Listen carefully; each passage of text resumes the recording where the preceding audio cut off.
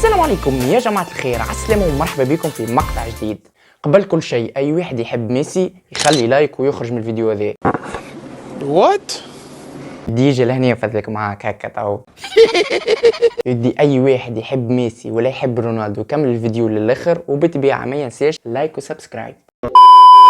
طيب يقول قايل انا شكون نحب ميسي ولا رونالدو؟ بازركم الكل عرفتوا من اول فيديو، اعظم لاعب في التاريخ على مر العصور هو كريستيانو رونالدو بالنسبه ليا انا، ونعاودها راهو بالنسبه ليا انا. معناتها من غير ما يجيني عبسي في الكومنتات ويقول لي يا ميسي خير من رونالدو، ميسي عنده 8 بالون دور، ميسي هاز الكوب دو مان. انا من وجهه نظري الراء اللي رونالدو خير من ميسي، وبالطبيعه هذا مش على حساب ليونيل ميسي، وما ينجم حتى حد ينكر تاريخ ميسي في الكوره. متفاهمين طول ولا مش متفاهمين؟ عايزه تفهمي افهمي، مش عايزه تفهمي ان شاء الله عنك ما فهمتي وان شاء الله عنك ما اتفرجتي. اما راهو بالنسبه لي انا راهو رونالدو خير.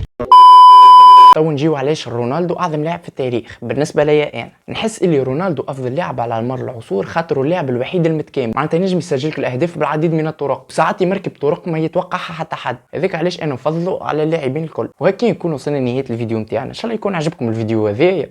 وكما قلت لكم جماهير ميسي ما تتغشش مني، واي واحد يحب رونالدو معناتها مش بيطيح من قيمه ميسي. زوز اساطير تنافسوا لمده 15 سنه وطو فات المنافسه ما بيناتهم، ان شاء الله تطلع منافسه جديده ونتفرجوا كما تفرجنا فيهم هم.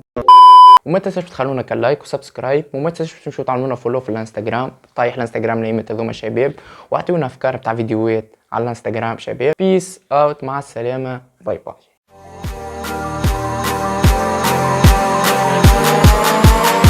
حمدون، باي باي.